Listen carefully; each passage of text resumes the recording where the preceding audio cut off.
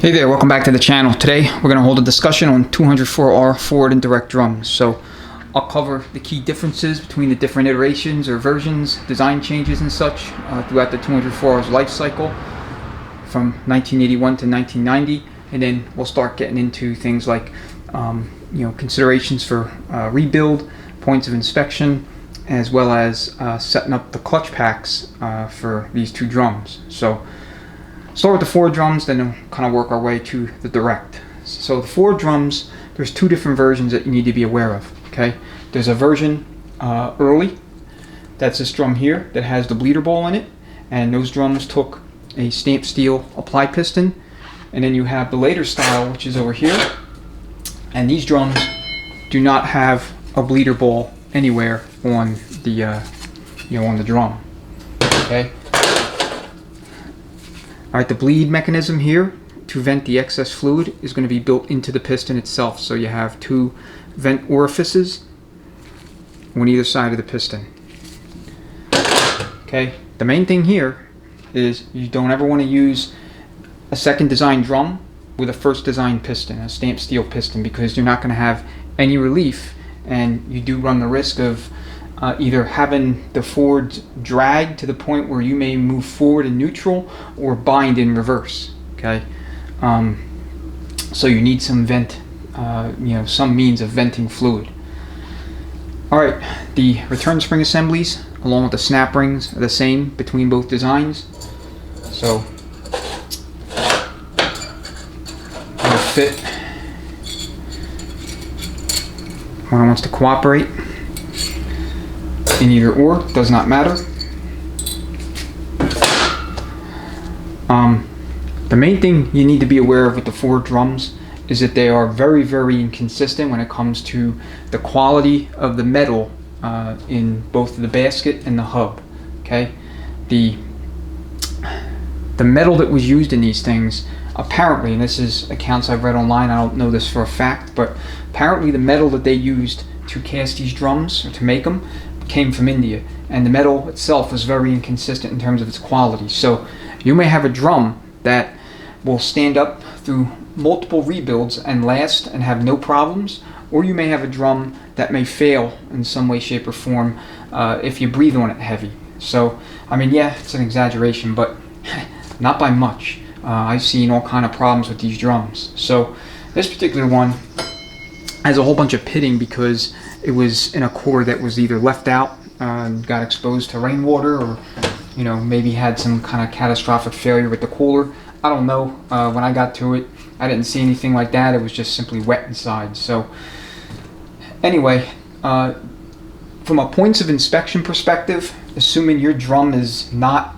obviously damaged to the point where it's irreparable, you want to make sure you check the splines. Okay, a lot of times these splines will get so worn that they'll mushroom out, and you won't be able to seat the overdrive ring gear for the overdrive planet nice and cleanly. It won't spline on them. You have to beat it on. So you have to be aware of that. This is the drum that we're going to use in the rebuild series that you'll see. If you watch the 204R rebuild series, this is the drum that's used there. But this is a replacement drum, and I would say 70 to 80% of the 204Rs out there, especially cores that you might pull out of junkyards or maybe find on Craigslist, you're just bank on needing to replace the forward drum, and they can run anywhere from $60 to $100 depending upon where you're getting it, who's asking, and who's selling it. The other thing that you need to be aware of are the lugs. So both sets of lugs. Okay. You want to make sure that there's no wear to these lugs, both on the inside and the clutch basket as well as on the outside. Okay, you want to check down here. Make sure that this shaft itself is not loose. Make sure there's not excessive scoring or wear or heat damage or bluing on the journal surfaces. Okay, make sure that your sealing rings can move freely in their grooves. And then you want to check in here too around the welds. Just make sure that there's no obvious signs of damage, and then you also want to make sure that there's nothing wrong with the sealing surface for your apply pistons. So that's going to be here on the inner journal, and then on the perimeter inner diameter there. Okay, so If you have something like this and there's rust, or really it's going to apply to any drum that's ferrous metal. If there's a lot of pitting, actually if there's any pitting I should say, you want to replace the drum. Okay, if there is scoring and it's real light, you could take a little bit of sandpaper and try to clean it up. But if it's not light, if it's moderate to heavy and it's real bad, then just replace the drum. So the snap ring for both the forward and the direct drums, okay, they're going to be the same snap ring, and the two ends are going to be cut at a 45-degree angle. Now, the coast clutch snap ring is very similar in terms of its thickness and overall diameter, but it has squared off ends, so by eye you can readily tell the difference and know which snap ring you're working with. So, for the stamped steel pistons for both the forward and the direct, there's going to be an apply ring. Okay, there are two different apply rings. Okay, there's one that's marked number 18. That's going to be found in the forward drum, and then on the direct drum there's a number 19, and the thickness or height of the one in the forward drum is 525 thousandths of an inch, and the one in the direct drum is 485 thousandths of an inch. So this is just one of several different ways and methods and things you can do to adjust and arrive at your clutch clearance. Okay, these are interchangeable between both pistons. So the smaller side radius goes in toward the piston, so just kind of seat it, and it goes just like that. Okay, very simple. So if you are doing anything with respect to high RPM, real high horsepower, high torque, any kind of application, street strip, full race, or anything that's going to be beat on, I recommend you do two things. One, I recommend you spend the money, if it's in the budget, and purchase a billet forward drum with a billet steel intermediate shaft. Alright, the reason being is that if you're going to be making above 400 horsepower or so, 400 to 425, somewhere in there, on up, then you are going to want to dual feed the direct clutch. And if you're going to dual feed the direct clutch, you're going to need a billet forward drum. You're going to need something that's stronger than the factory drum. I mean, you can dual feed with the stock drum, and that's up to you, but bank on having it come out sooner rather than later. I mean, it's just the nature of these things with respect to the inconsistency, the quality, the metallurgy of the forward drums in these transmissions. Okay, I have a separate video on this, but I'll touch on the little pilot bushing. So these can be a real pain if you don't have the tools, or kind of maybe don't know what to do. So there's a couple of different ways you can get this bushing out. You can use a blind hole puller if you have one that's long enough, or you can do what I do and you can drill it out. Alright, so here is a remnant of a pilot bushing that was originally installed into that good used drum. And what I do is I take a drill with a 1/2-inch bit, and I just drill right through it, and then I'll tap on it until it collapses, and then I'll take a kind of a cut off 90-degree pick, go in and just yank it right out. I would advise you to do it on a drill press. I'm actually in between drill presses at the moment, so I ended up doing it on the floor with a cordless handheld or battery drill.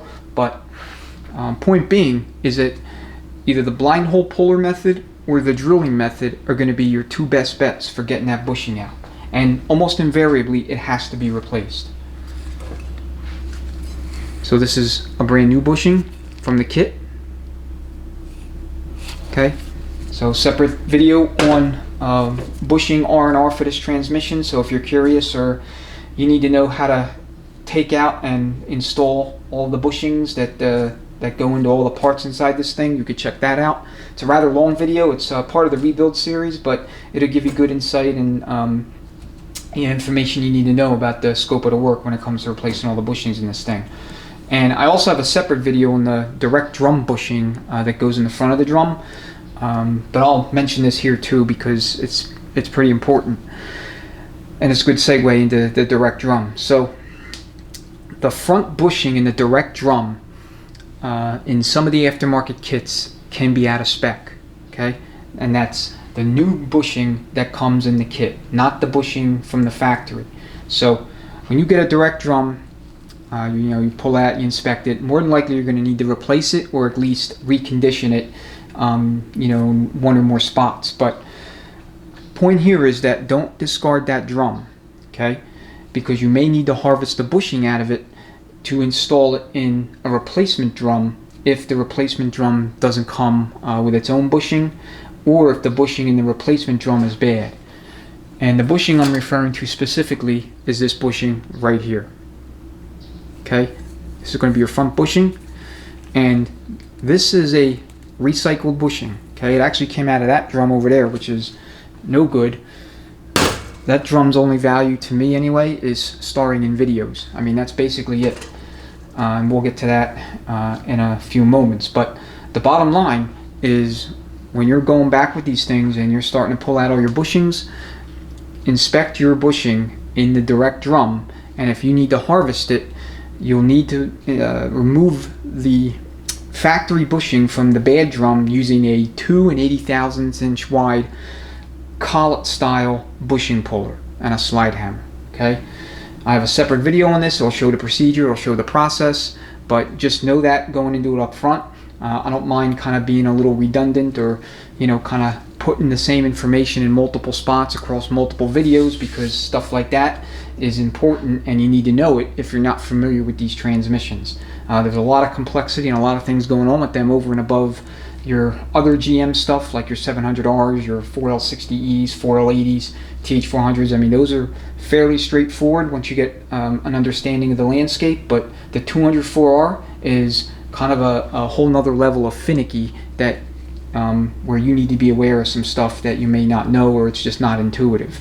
Okay, and a lot of the stuff that I'm going to be talking to you about, not a lot of it is in manuals. Okay, or if it is, it's buried somewhere, you're not going to find it.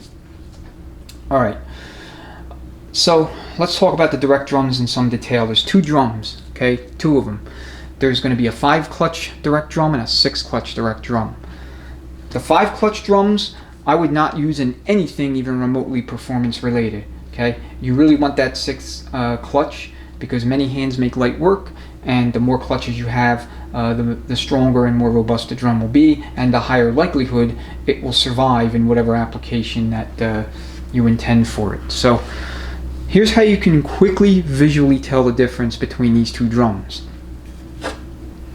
Okay, I'm gonna just carefully sit it on, wave plates out of the way. We'll talk about the individual friction steels and wave plates and all that good stuff in a minute, but because I got to go back to the forward drum to discuss that. But with the direct drums, you're going to notice, if you look here at the top of the clutch baskets on the 5-clutch and the 6-clutch, you're going to see where the 5-clutch has your main lugs for your friction steels and your backing plate, and then it's got the snap ring groove and then the remainder of the clutch basket, and that's it. On the 6-clutch variant, you're going to have same lugs for your your clutch pack, snap ring groove, and then you're going to have your top lug on the and then you're going to have a continuation of the clutch basket by approximately 1/8 of an inch beyond this top lug. So if you're looking at drums on eBay, or you're scrounging either on Craigslist or even at the junkyard, you can by eye very quickly differentiate between the two drums just by looking at the clutch baskets. Okay, all the 6-clutch direct drums, they're going to have about 1/8 of an inch of basket above that top lug. All right, let me go back to the forward drums real quick, and we'll talk about the clutch pack for the forwards.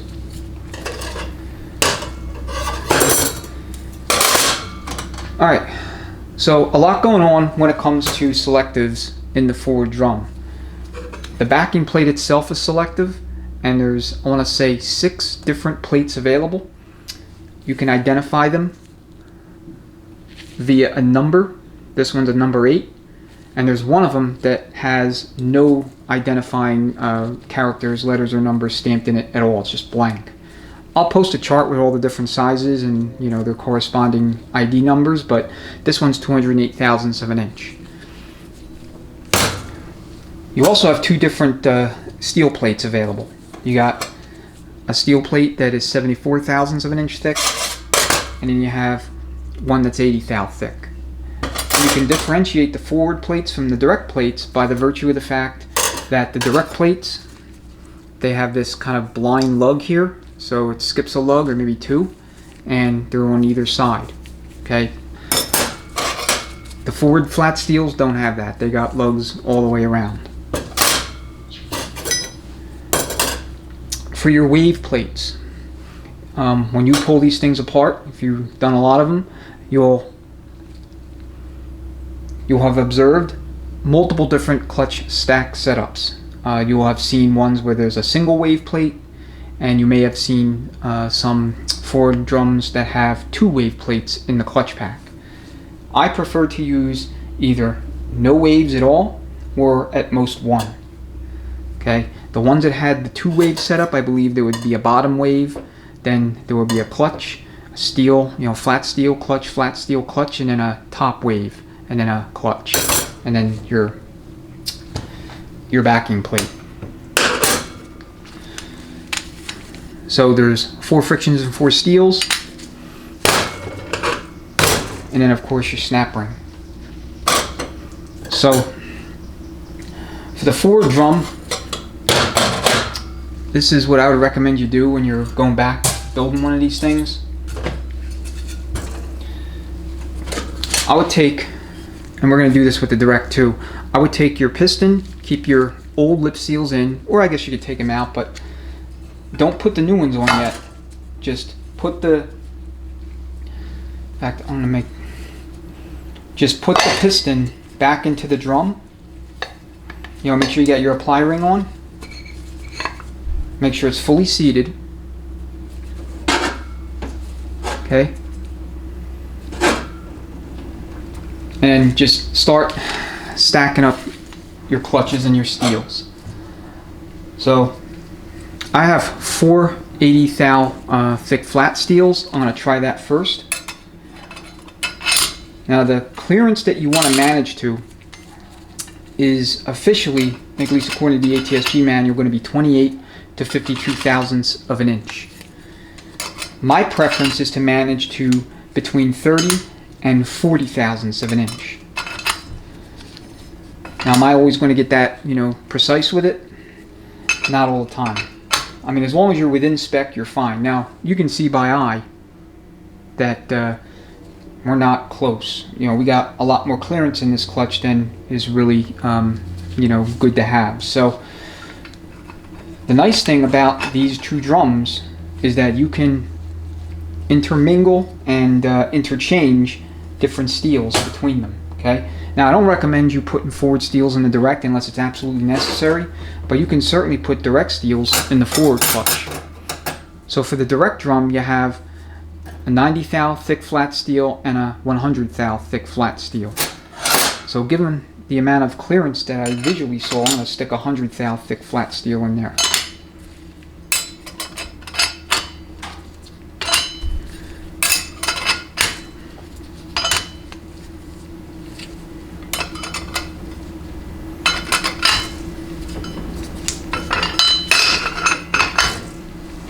Okay, that looks a lot better.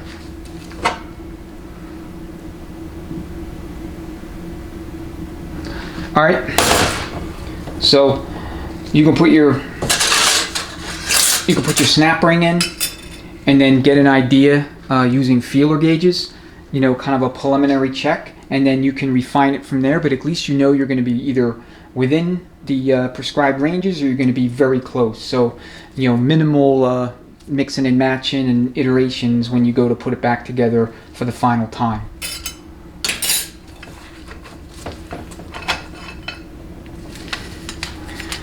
If you're going to run a thicker steel in any clutch pack, in a drum or some other housing, you always want to put the thicker steels toward the apply piston, okay, toward the quote-unquote bottom of the drum.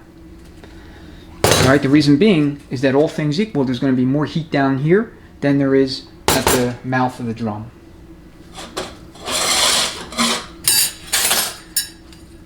Okay.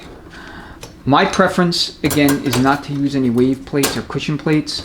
And the reason for that is, unless we're actually doing a stock build, in other words, we're building a 204R that's going back into the same vehicle it came out of, more than likely the application that is going to be the subject of your build is going to be a resto mod with an engine making a lot more power, probably double or even triple the power that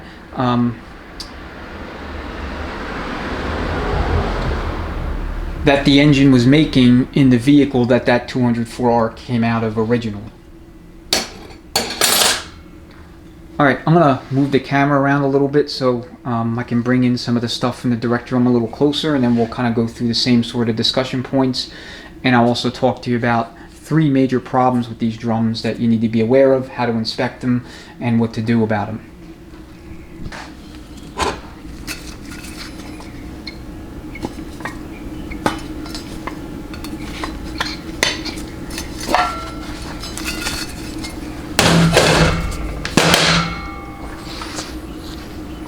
Okay, so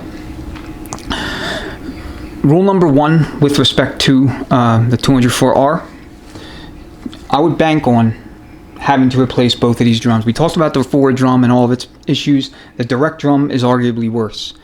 So I would say 90% of all 204Rs that come across benches all across the world for rebuild, at least one of these 2 drums is going to be bad to where it has to be replaced. And I would say at least 70% of the time, now I'm making up statistics off the top of my head, so don't hold me to them too hard, but I would say 70% of the time you gotta either recondition or replace both. Alright, and the forward drum, to my knowledge, there really is no reconditioning. It's just you find a good used one and you go with that. The direct drum has 3 problems, and these problems are as follows.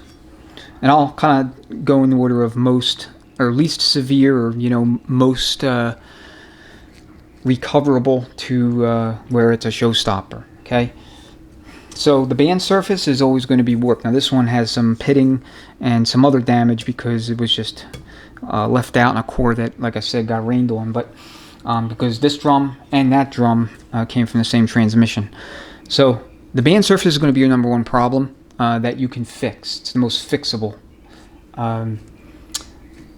On average, expect to take between 15 and 30 thousandths off this surface. Okay, and that's going to impact your servo travel and your band clearance, so be aware of that. If you take off 25, 30 thou, then you're going to want to have some little washers that will fit on the back side or back end of that apply pin for your servo, so you can adjust band clearance. Transgo Shift Kit comes with 2 of them, but you can go to a hardware store and you can get them. Just bring your servo pin so you know which ones will fit. That's an easy fix. Okay, if you have one that comes in, it looks really good, you just want to use like a straight edge, something like this, and then a flashlight, and then you can go over the band surface and see if you could see some light shining from underneath that straight edge. Almost invariably you will. So just, again, assume that you're going to have to turn the drum. Now the second problem with these is wear on the lugs. Alright, so you got a lot of lug wear. This particular one's got some fairly deep grooves cut into the sides of these lugs. Now you can actually fix this if you're handy with a welder. What Chris at CK Performance does is he will weld up these lugs, just put a whole bunch of weld, and then he will mill them so that they're back to within spec. And that's it. I mean, problem solved. So if you have a machinist or you yourself are handy with a welder and you have a lathe, you can fix this problem and you can fix this problem. The third problem, to my knowledge, if the wear is progressed to the point, to a certain threshold, is not fixable. Okay, and that is the wear that the sealing ring grooves on the center support make inside here on the inner diameter of the direct drum. So there's 3 sealing rings, and they all cut grooves of varying depths on this bore. And if it's real slight, like real slight, okay, and this is a judgment call, but if it's real slight, you can probably get away with sanding it. All right, and this drum is an example of that. Okay, I sanded this down. It's nice and smooth. Okay, you can visually see the wear marks or the impressions, but there's nothing you could feel.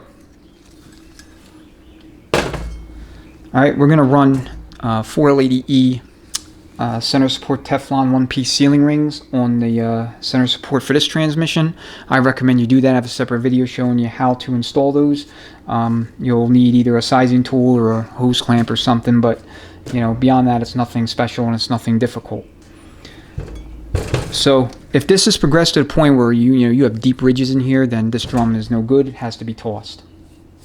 And that sucks because these are getting harder and harder to find in good use shape in this area. Now, Chris at CK, I spoke with him about a couple weeks ago relative to the filming of this video, and he and his company are working on a solution for fixing these drums. I can't really get into what it is yet because I simply don't know, but he says he is working on something and he hopes to have some more information available early next year. So looking forward to that, because if you have 204Rs, relatively frequently in your queue, don't get rid of your direct drums, even if they're bad. Don't throw them out, because there may be a solution on the way, and there may be solutions that I'm not aware of. So if you know of somebody that's making a sleeve, or you know of somebody that has a fix for this particular problem, please go ahead and put it in the comments. I'd be very grateful, and obviously so would everybody else. So that would be huge if that already exists. But I'm not aware of any. Chris is not aware of any. On the forums, I haven't seen any. Anyone talk about fixes for this problem. Sonics isn't making anything, as far as I know, or at least they don't have anything right now. All right. So those are the problems associated with the direct drum. Next thing you want to make sure, and this is true to forward drum, you want to make sure that this bleeder ball capsule is working. Okay, shake it. You hear that? Okay, as long as it's working, you'll have no problems with respect to venting excess fluid buildup in that drum when it's not, when that clutch pack's not on. The pistons all have bleeder balls as well. Shake them, make sure they work. If for whatever reason your little ball capsule isn't making noise when you do that, then what you want to do is just shoot a whole bunch of brake cleaner in there. Maybe move the little ball around with a pick. I've not, again, it was going back more than 10 years, but I don't recall ever having any one of these, either pistons or drums, with bleeder balls that were truly seized and not working. You may have even this one, where there was a whole bunch of rust. There was a whole bunch of rust all over this drum. I mean, you could see it over here. I cleaned it off with a wire wheel, but you could see it. Even with this thing, who knows, it might have been sitting in water for a long time. This bleeder ball still works. All right. What I want to talk about next, bushings. So this is a 4L60E Sonics pump body bushing. Okay, always install one of those in here. It's just a good cheap upgrade. It's a little bit wider than the factory bushing that normally goes in here. Okay, it's a little bit wider by, I want to say, maybe just shy of a 1/16 of an inch or so, but it's noticeable by eye. This bushing, I wouldn't actually pull this bushing out unless it's very visibly damaged or worn. The reason I say that is because the aftermarket kits, the bushing kits, sometimes you'll get an out-of-spec bushing that's not wide enough on the outer diameter, and you can install it by hand. Okay, install the bushing like this that normally has to be pressed in by hand, and it doesn't take much effort. You just press it in and then you can pull it right back out. You should never be able to do that. So if you can, then obviously that bushing is no good. You're going to need a 2 80/1000 of an inch collet style bushing puller and a slide hammer to harvest the bushing out of a bad drum if you want to reuse it in a good drum. So just test the center support, make sure there's not excessive side play. If there's not, just reinstall the bushing. All right, very, very few transmissions I would ever recommend you do this with, but unfortunately, you got to do what you got to do, and this is one of those deals. Okay, if you want to dual feed this drum, the process is very simple. All right, there's 3 steps. First, you're gonna take this center seal off of the drum and leave it off. Next, you're going to leave the center sealing ring off of the stator on the center support. And then third, you're going to use a non-feed bolt in the high reverse feed passage. So if we're looking at the center support, in fact, let me go get it.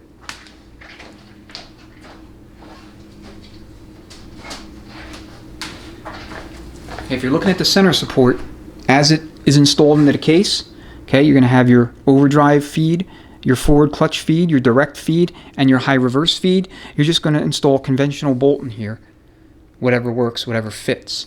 Okay, believe it or not, I use old exhaust manifold bolts from an F-body in the mid to late 90s to early 2000s, and believe it or not, it goes right in. You may have to use 1 or 2 washers. As long as those washers will fit in, that recess on the case, you're good to go. Otherwise, you may have to trim the bolt a little bit.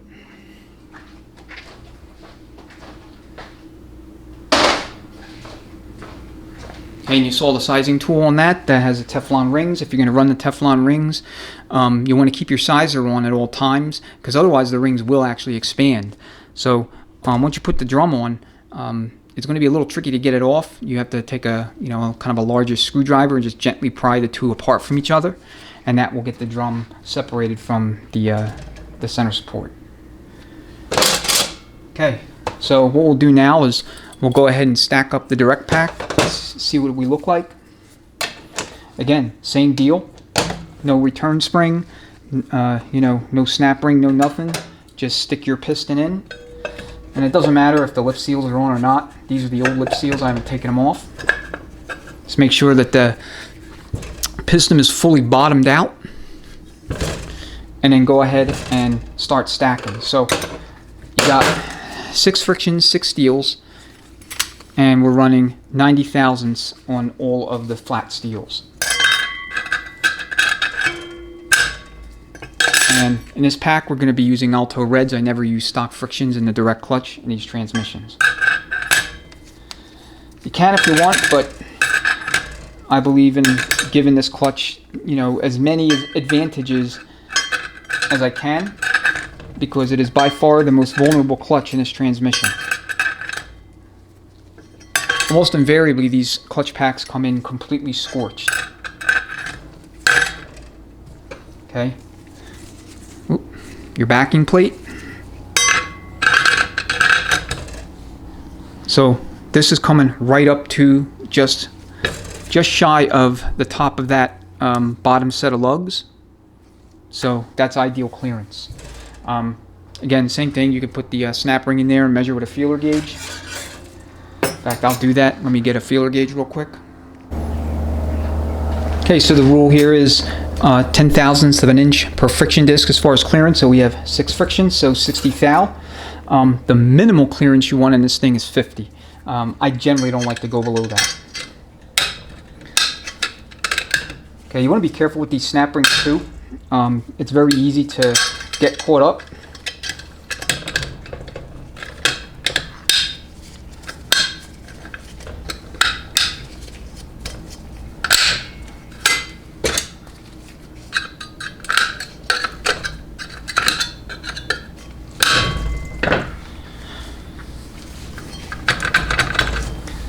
So for anything real high performance, you actually want to see if you can get between 60 and 70 thousandths worth of clearance in this drum. Reason being is you want as much oil washing over these frictions when the drum is, or when the clutch rather, is off, so that they can maximize their cooling and heat exchange.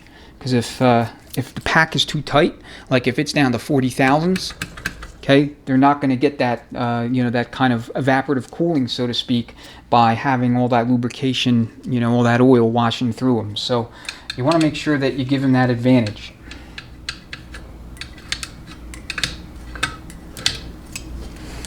So I'm using 29 and 30 thou feeler gauges.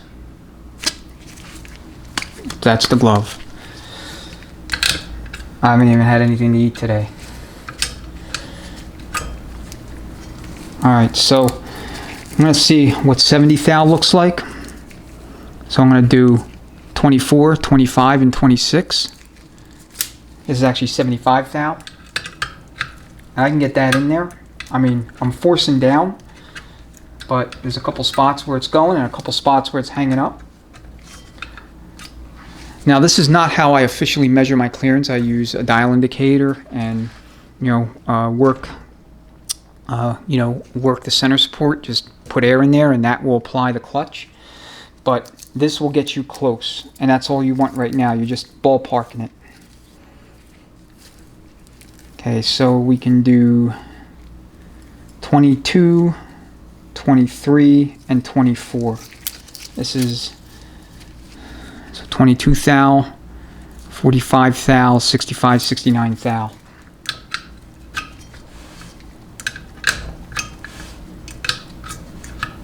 Okay, my guess is I have about 75 thousandths or maybe even 80 in this pack. That's a little too much, so luckily we have 100 thou thick flat steel. So if you're building these transmissions for the first time, I recommend you have at least 2 steels that are in addition to whatever came in your steel module. And make no mistake, for the 204R, you're probably going to need a steel module. I would just bank on getting a full set of steels for every clutch pack, because it's just the nature of the beast with these. They come in, at least for these 2 clutch packs, and to some extent the overdrive, they come in all burn up.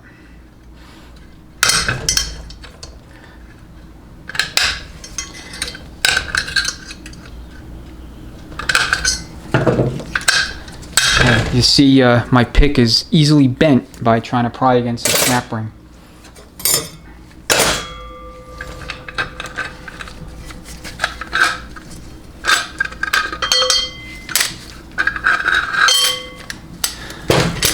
Okay, some more in there. Alright, when I go to stack this up for real, I'll have the 100 thou thick steel plate on the bottom, and then everything else on top. If I have to add 2, then you'll have 2 on the bottom, and then the rest of the 90 thou thick flat steels will follow. We're not going to dual feed this application. It's going to be for a 69 Camaro, 325 horsepower. You don't need a dual feed in those situations. I would say the guideline, just generally speaking, is between 4 and 425, and or if you're going to be redlining it beyond 5,500 RPMs, then at that point you want a dual feed, and you want to make sure you install a billet forward drum. All right. Last thing I'll talk about is the return spring assemblies. So first thing's obvious. You're going to have a little cutout for your bleeder ball. Just obviously line it up on the piston when you go to install it. Okay, so you don't have any interference. The next thing's not going to be so obvious, but you want to pay attention. For anything real high performance, you're going to want a spring retainer with all 16 springs. Okay, some, in fact most, will come with just 10, but you'll want all 16. I got 2 different spring retainers here. Alright, it looks like they're the same, but they're not. If you look real close, you have the empty locations. If you look at the bosses, they're not flared. Okay? On this particular spring retainer, the bosses are flared out, which means I can add additional springs here. I cannot add any more springs than this particular retainer has already been provisioned for, which is 10. So anything high performance, we would not use this particular spring retainer. As far as I know, there's only 2 types. There's this one, and then there's this one. So, you're hot rodding, you got a lot of power, 16. Make sure you have a spring retainer that has all 16 if your return spring assembly didn't already come with all 16 springs. You want to make sure it has the capacity to add springs from another spring retainer if you need to. For anything real high RPM, 5,500 and above, I would recommend high rate return springs. And then as far as drilling a bleed hole in the direct drum in addition to everything else, I've heard mixed things about this on the internet and from builders. I have personally never drilled any kind of additional bleed hole in this direct drum for these transmissions, and I wouldn't recommend you do it either. It's kind of something that, I guess you could weld over it, but unless you're spinning to like the moon, maybe 8,000 RPMs or something really wild and crazy like that, something just ridiculous, you shouldn't need additional bleed off capacity when you're driving through the directs. So I would at least first make some passes, some test passes with just the factory bleed setups. So you have the bleeder ball in the piston and the one in the drum, and you have your high rate return springs. And then if you're dragging or there's centrifugal apply happening, then yes, I guess you're going to have to drill a bleed hole. And then from there, I'd probably start with like 30 thousandths or something like that, 30 or 40 thousandths. So that's just my approach. That's how I would do it. I've never done it before, so I can't 100% tell you for a fact what would work and what wouldn't, but that would be my approach if it were me. All right, trying to think here if there's anything else I need to cover with these drums. So we talked about the bushing, talked about, for the forward drum, one last thing. So you see these lube holes here. I would recommend you drill at least every one of these, every other one I should say, out to the width of the lug, and then countersink and deburr. You know, make sure it's not causing problems, or potentially could cause problems with your clutch pack. Okay, so when this goes in, this is going to be your direct clutch hub. Okay, you want to make sure that, not in the shot. You want to make sure that your friction is capable of sliding up and down without any kind of resistance. Okay, you don't want to get hung up, getting caught. Okay, if that happens, then well, you're going to have all kind of problems. So it's a good way to check it. Just go like this. Take a friction and make sure that it can move up and down without any issue whatsoever on your drum. All right, I think that'll do it. This video is approaching 40 minutes, so I appreciate you watching. If you hung in here and you're still you're still on, thank you. And if you have any questions or comments, go ahead and leave them below. Anything else that you would like me to cover specifically as it relates to the 204R, whether it be the drums or other aspects of it. I mean, I'll have a whole playlist, so it should pretty much cover the bases, but like I said, I mean, I'm not going to be completely exhaustive. It's kind of, almost impossible to do so. Just one person. So if you think of anything, just let me know in the comments. All right. Thank you for watching as always. Enjoy the rest of your day or evening, and we'll catch you on the next video.